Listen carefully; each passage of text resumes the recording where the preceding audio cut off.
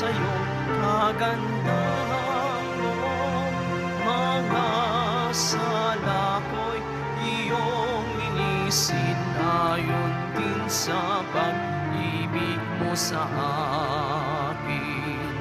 Bubuksan aking puso't isipan, pagsalansan ko'y aking kinikilala. Patawarin niya rin kasalanan. Ako'y kaawaan, umahal kong Diyos, sang-ayon sa iyong kagandahang loob. Mga sala ko'y iyong linisin, ayon din sa pag-ibig mo sa akin. Simulan natin ang ating pagdiriwang sa ngalan ng Ama at ng Anak at ng Espiritu Santo. Amen. Ang pagpapala ng ating Panginoong Hesukristo, ang pag-ibig ng Diyos Ama at ang pakikipagkaisa ng Espiritu Santo naway sumainyong lahat. At sumayo rin. Mga kapatid, aminin natin ang ating mga kasalanan upang tayo'y maging marapat gumanap sa banal na pagdiriwang. Inaamin ko sa makapangyarihang Diyos At sa inyo mga kapatid, na lubha akong nagkasala sa isip, sa salita at sa gawa, at sa aking pagkukulang, kaya isinasamo ko sa mahal na Birheng Maria, sa lahat ng mga anghel at mga banal, at sa inyo mga kapatid, na ako'y ipanalangin sa Panginoong ating Diyos. Kaawaan tayo na makapangyarihang Diyos, patawarin tayo sa ating mga kasalanan at patnubayan tayo sa buhay na walang hanggan. Amen. Panginoon, kaawaan mo kami.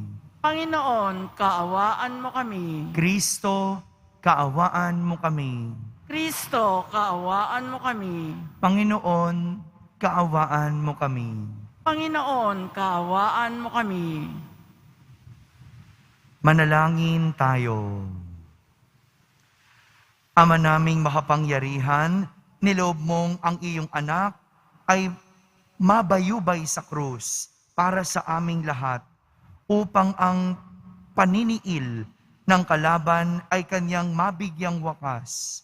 Ipagkaloob mong amin nawang makamtan ang pagpapalang kaloob ng muli niyang pagkabuhay. Bilang tagapamagitan, kasama ng Espiritu Santo, magpa sa walang hanggan. Amen. Magsiupo muna po ang lahat. Pagbasa mula sa aklat ni Propeta Isaías. Ang makapangyarihang Panginoon ang nagtuturo sa akin ng sasabihin ko para tulungan ang mahihina. Tuwing umagay, nananabik akong malaman kung ano ang ituturo niya sa akin. Binigyan niya ako ng pangunawa. Hindi ako naghimagsik ni tumalikod sa Kanya. Hindi ako tumutol nang bugbugin nila ako. Hindi ako kumibo nang ako'y kanilang insultuhin. Pinabayaan ko silang bunutin ang buhok't balbas. Gayon din ang lurahan nila ko sa mukha. Ang mga pagdustang ginawa nila'y di ko pinapansin. Pagkat ang makapangyarihang Panginoon ang tumutulong sa akin, handa akong magtiis, pagkat aking batid na ang sarili ko'y di mapapahiya. Ang Diyos ay malapit at Siya ang magpapatunay na wala akong sala. May mga ngahasbang maghabla sa akin, magharap kami sa hukuman at ilahad ang kanyang bintang. Ang Panginoon mismo ang magtatanggol sa akin. Ang salita ng Diyos. Salamat sa Diyos. Poon ako'y iyong dinggin. sa panahong iyong ibigin. Poon, ako'y iyong dinggin sa panahong iyong ibigin. Dahilan sa iyo, ako'y inaglahi, napahiyang lubos sa pagkaunsyami. Sa mga kapatid, parang ako'y iba. Kasambahay ko na di ako kilala. Ang pagmamahal ko sa banal mong templo, matinding matindi sa kalooban ko, sa aking bumagsak paghamak sa iyo. Poon, ako'y iyong dinggin sa panahong iyong ibigin. Kaya naman ako'y wala nang magawa. Ang inasahan kong habag ay nawala. Niwalang umalayo sa buhay kong aba. Sa halip na pagkain nang ako'y magutom. Ang dulot sa aki, mabagsik na lason. Suka at di tubig ang ipinainom. Poon, ako'y iyong dinggin sa panahong iyong ibigin. Pupurihin ang Diyos, aking aawitan. Dadakilaan ko't pasasalamatan. Kung makita ito niyong mga dukha, sila ay sasamba sa laki ng tuwa. Dinirinig ng Diyos ang may kailangan. Lingkod na bilanggoy, di malilimutan. Poon, ako'y iyong dinggin sa panahong iyong ibigin. Magsitayo na po ang lahat.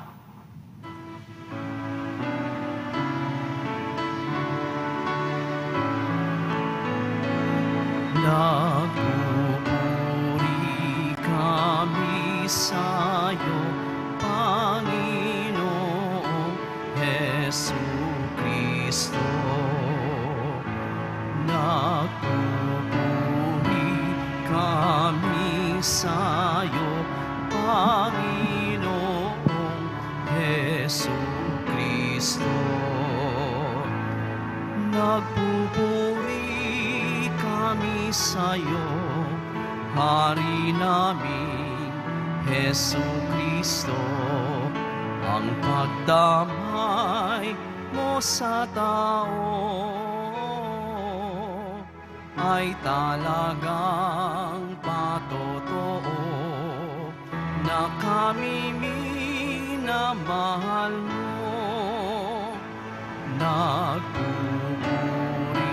kami sa'yo, Panginoong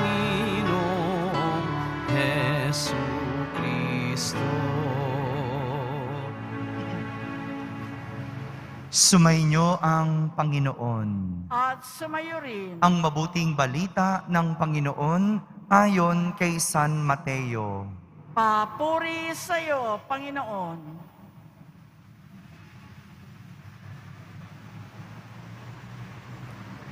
Si Judas Iscariote, isa sa 12, ay nakipagkita sa mga punong saserdote. Ano po ang ibibigay ninyo sa akin kung tulungan ko kayong madakip si Jesus? Tanong niya. Noon din ay binilangan nila siya ng 30 salaping pilak.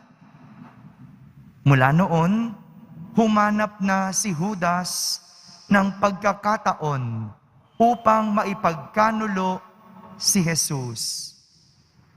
Dumating ang unang araw ng kapistahan ng tinapay na walang lebadura. Lumapit kay Jesus ang mga alagad at nagtanong, "Saan po ninyo ibig na ipaghanda namin kayo ng hapunang Pampaskwa?" Sumagot siya, "Pumunta kayo sa lungsod at hanapin ninyo ang taong ito.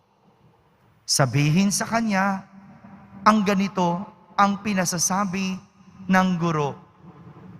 Malapit na ang aking oras. Ako at ang mga alagad ko'y sa bahay mo kakain ng hapunang Pampaskwa." Sinunod ng mga alagad ang utos ni Jesus at inihanda nila ang hapunang Pampaskwa. Nang gabing yaon, dumulog sa hapag si Jesus, kasama ang 12 alagad. Samantalang sila'y kumakain, nangusap si Jesus. Sinasabi ko sa inyo, isa sa inyo ang magkakanulo sa akin. Nanlumo ang mga alagad at isa't isa'y nagtanong sa kanya, "Ako po ba, Panginoon?"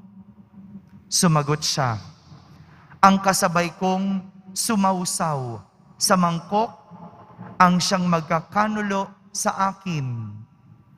Papanaw ang anak ng tao ayon sa nasusulat, ngunit sa aba ng magkakanulo sa kanya. Mabuti pang hindi na ipinanganak ang taong iyon." Si Judas na magkakanulo sa kanya ay nagtanong din, "Guro, ako po ba?" Sumagot si Jesus, "Ikaw na ang nagsabi." Mga kapatid, ang mabuting balita ng Panginoon. Pinupuri ka namin, Panginoong Heso Kristo. Magsiupo po ang lahat. Isang magandang umaga po sa inyong lahat. Dalawang klase ng tao ang ipinapakita sa atin ng ating mga pagbasa sa araw na ito. Dalawang klase ng tao.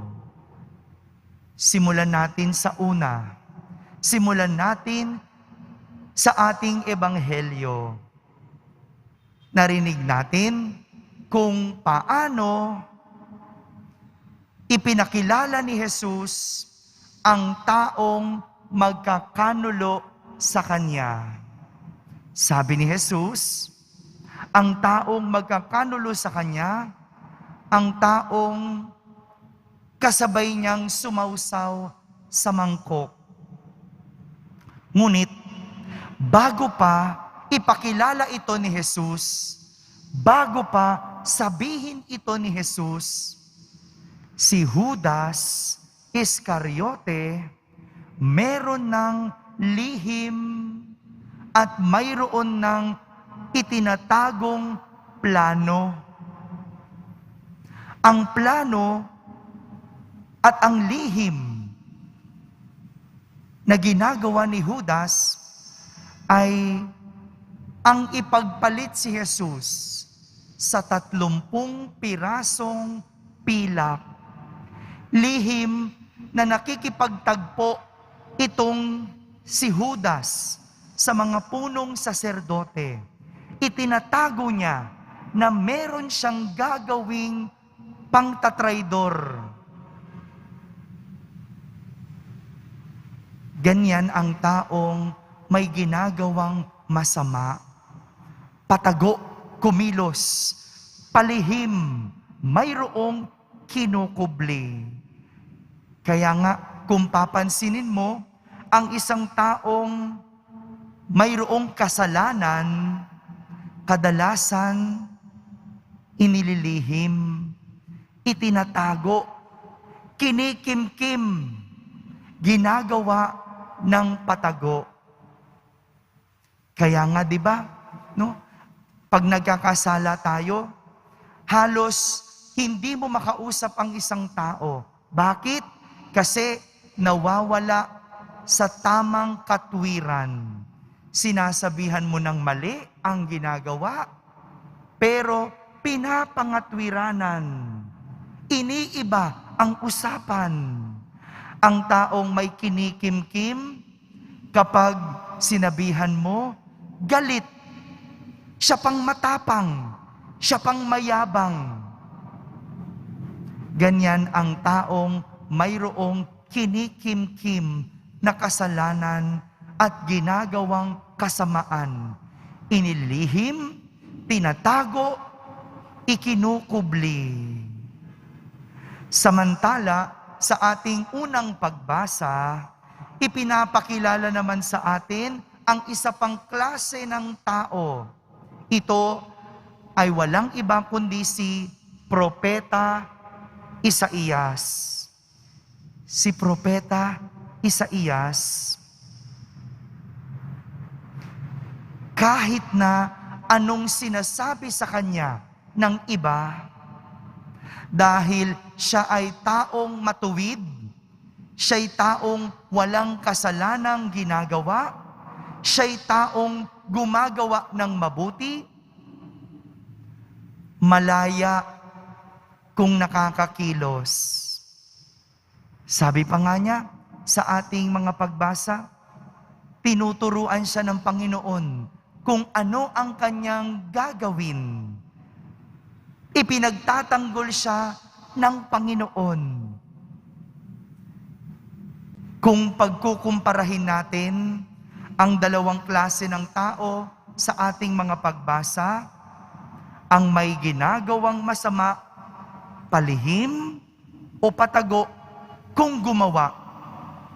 Ngunit ang mabuti at matuwid, kahit na siya ay inaalipusta, inaalimura o inaakusa, nakakakilos ng malaya.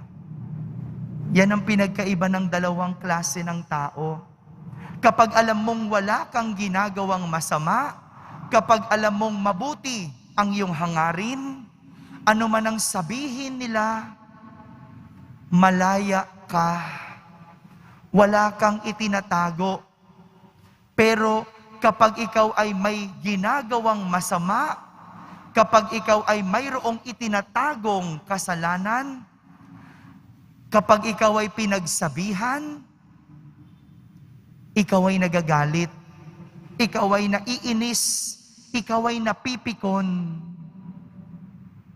Mga kapatid, dalawang klase ng tao ang ipinapakita sa atin.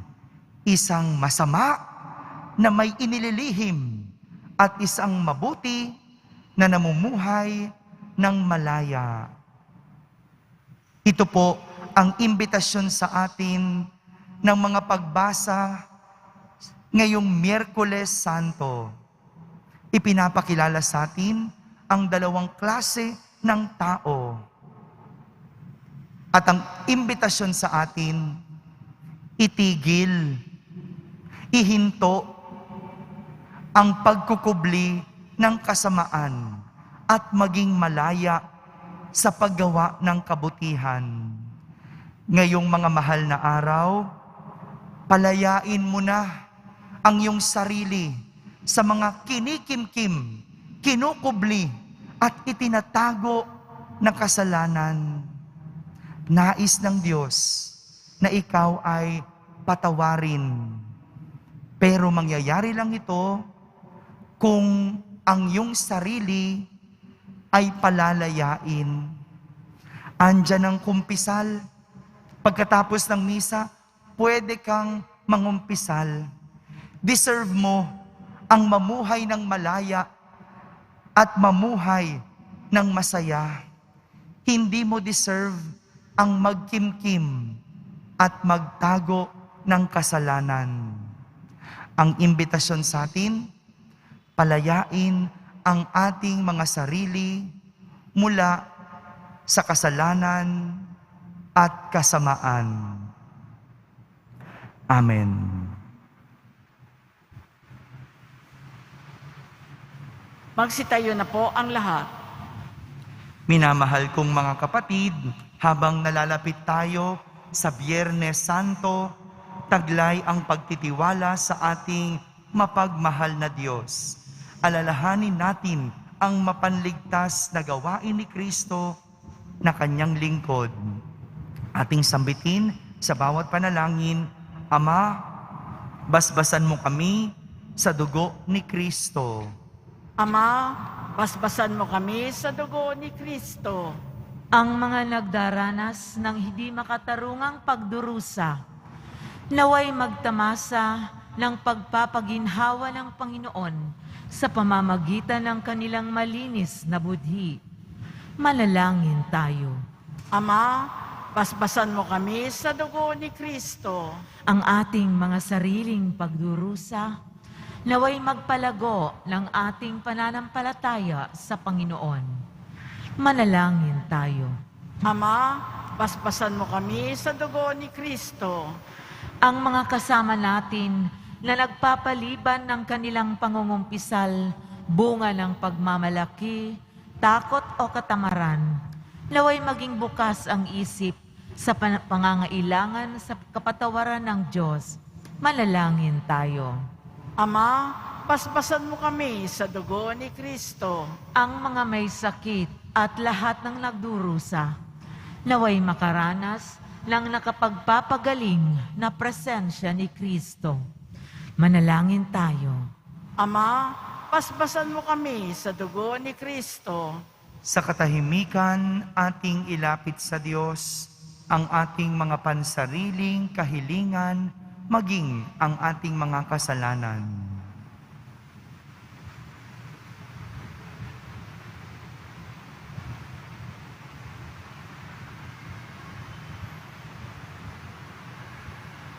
Manalangin tayo. Ama, paspasan mo kami sa dugo ni Kristo. Panginoong Diyos, ibinigay mo sa amin ang halimbawa ng iyong anak upang ipakita sa amin kung paano mabuhay at mamatay. Hinihiling namin ito sa pamamagitan ni Kristo na aming Panginoon. Amen. Magsiupo ang lahat.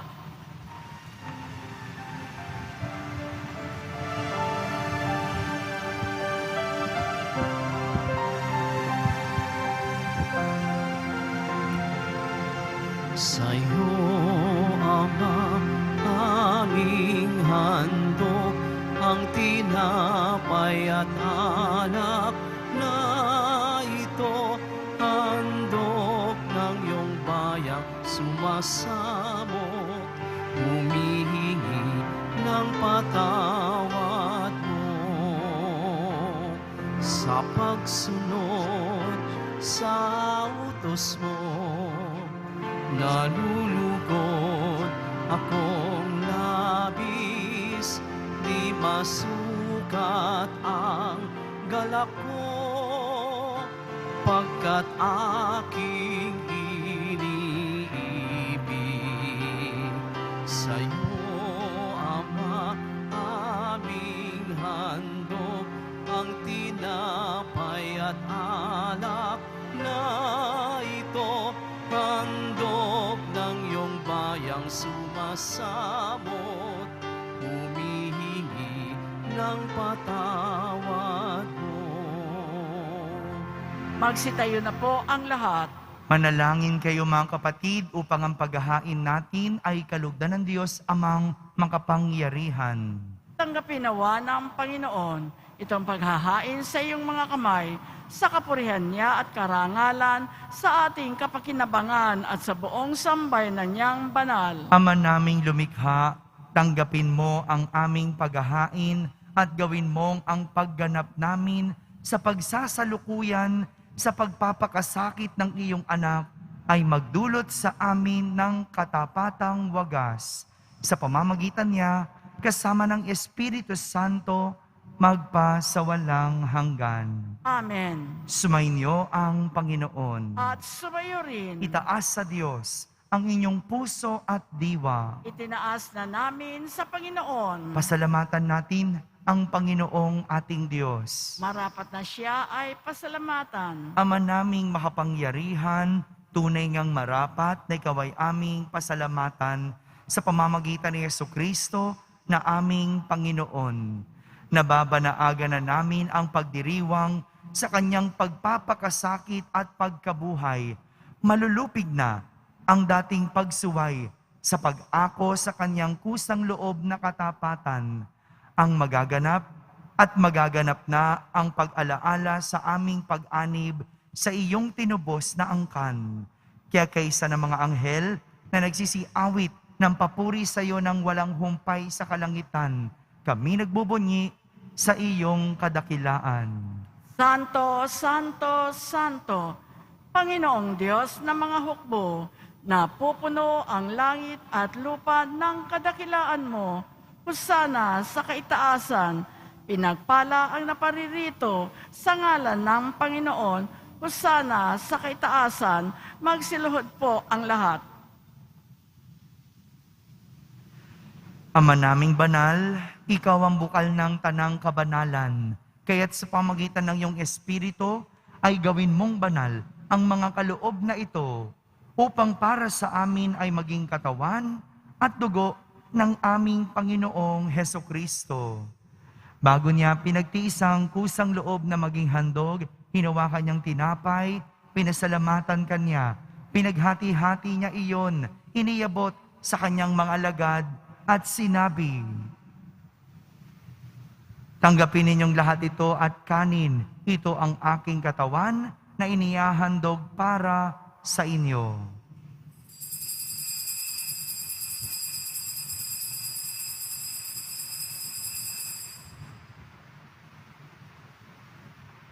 Gayon din naman, numatapos ang hapunan, hinawakan niyang kalis, muli kanyang pinasalamatan, iniabot niya ang kalis sa kanyang mga alagad at sinabi, "Tanggapin ninyong lahat ito at inumin. Ito ang kalis ng aking dugo, ng bago at walang hanggang tipan. Ang aking dugo na ibubuhos para sa inyo at para sa lahat, sa ikapagpapatawad ng mga kasalanan. Gawin ninyo ito sa pag-alaala sa akin."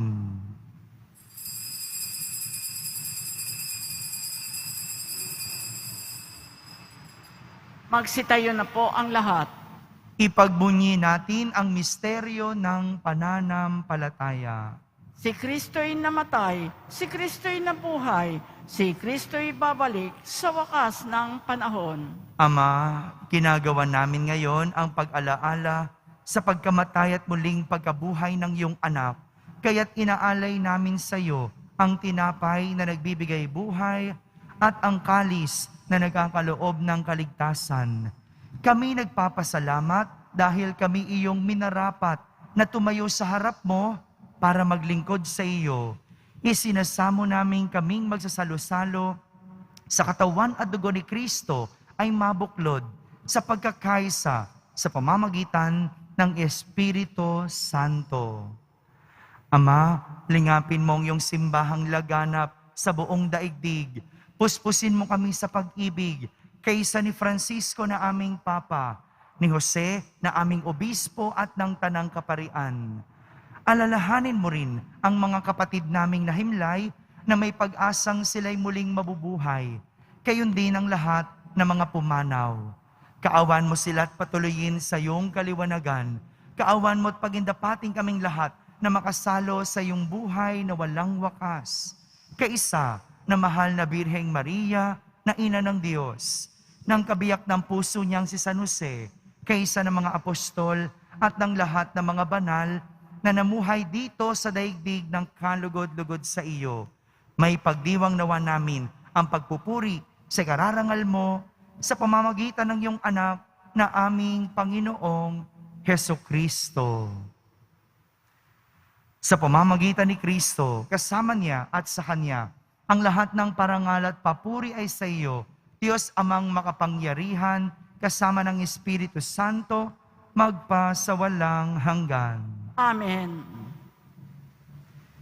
Sa tagubilin ng mga nakahagaling na utos at turo ni Jesus na Panginoon natin at Diyos, ipahayag natin ng lakas loob. Ama namin, sumasalangit ka. Sambahin ang ngalan mo, mapasa amin ang kaharian mo, sundin ang loob mo dito sa lupa para nang sa langit.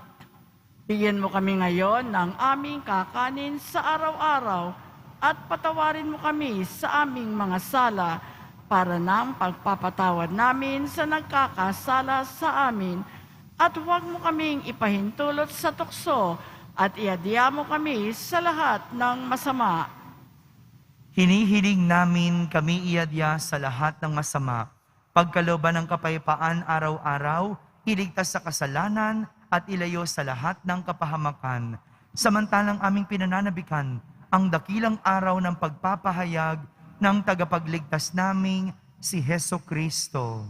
Sapagkat iyo ang kaharian at ang kapangyarihan, at ang kapurihan, magpakailanman. Amen. Panginoong Heso Kristo, sinabi mo sa iyong mga apostol, kapayapaan ang iniiwan ko sa inyo. Ang aking kapayapaan ang ibinibigay ko sa inyo. Tunghayan mo ang aming pananampalataya at huwag ang aming pagkakasala. Pagkalooban mo kami ng kapayapaan at pagkakaisa ayon sa iyong kalooban, kasama ng Espiritu Santo, magpasawalang hanggan. Amen. Ang kapayapaan ng Panginoon ay laging sumainyo. At sumayo rin. Magbigayin kayo ng kapayapaan sa isa't isa. Kapayapaan po para sa lahat.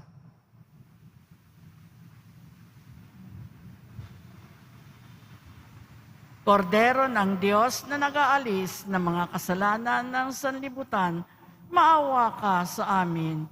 Kordero ng Diyos na nag-aalis ng mga kasalanan ng sanlibutan, maawa ka sa amin. Kordero ng Diyos na nag-aalis ng mga kasalanan ng sanlibutan, ipagkaloob mo sa amin ang kapayapaan. Magsilod po ang lahat.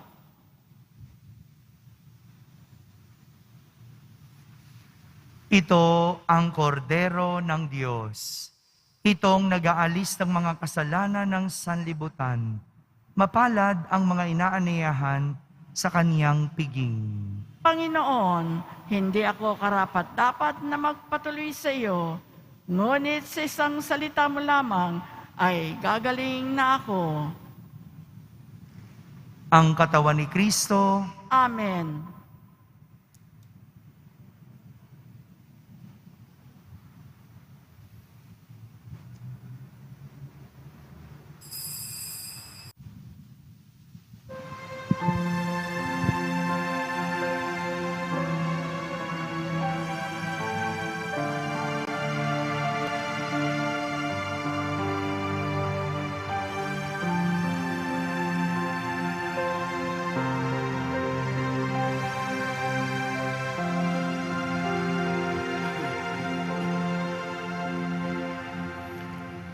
Paano di kita ibigin? Paano di ka patawarin?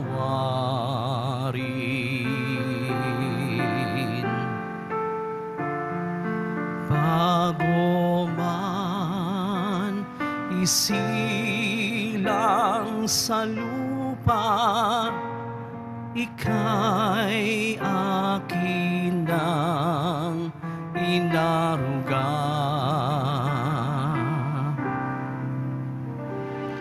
Paano ako iyong lisanin? Paano ako iyong limutin? Gayon man puot papawiin ang iyong pagbalik, hihintayin sa bawat pagtawag ko sa'yo, sa bawat hakbang mong palayo, nananangis tungyaring puso, hangad pa rin ang piling mo.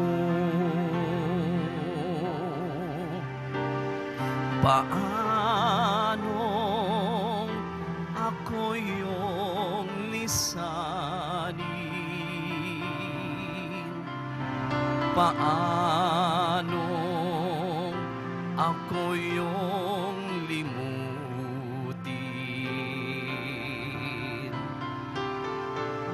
gayon man poot papawiin ang iyong pagbalik, hintayin sa bawat pagtawag ko sa'yo, sa bawat hakbang mong palayo,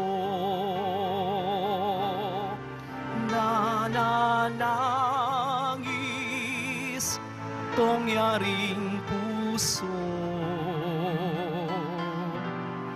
hangad pa rin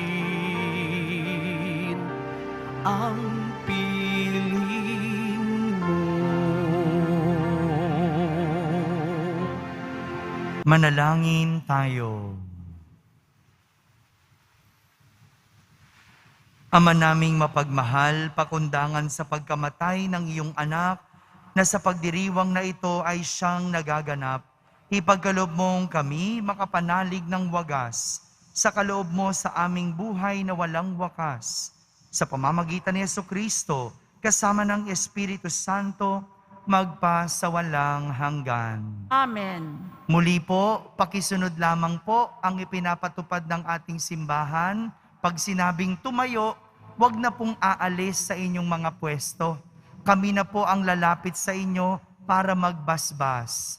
Mga lay minister, kapag nagdudumog-dumog ang mga tao, itigil ang pagbabasbas. Sundin po natin ito para ang lahat ay maging ligtas. Maraming salamat po. Sumainyo ang Panginoon. At sumayo rin. Pagbabasbas ng Poong Yesus Nazareno. Mahal na Poong Yesus Nazareno, inihayag mo sa pamamagitan ng krus ang walang maliw na pag-ibig ng Diyos sa sangkatauhan. Pakinggan mo ang kahilingan ng iyong angkan na nagsusumamo sa iyo. Makamtanawan nila ang inyong katugunan at tanggapin ang kasagutan na may utang na loob na tinatanaw. Basbasan din po ninyo ang lahat ng may karamdaman at nahihirapan, may mga dalang imahen at dasalan. Sa pamamagitan ng bendisyon na ito, naway maalala nila ang mga pangako nila noon sa binyag na ikaw ang kanilang iibigin at paglilingkuran bilang Panginoon magpa sa walang hanggan. Amen. At pagpalain kayo ng makapangyarihang Diyos, Ama, Anak, at Espiritu Santo. Amen. Tapos na po ang ating pagdiriwang, humaiking taglay ang pag-ibig at kapayapaan ng Poong Jesus Nazareno. Salamat sa Diyos.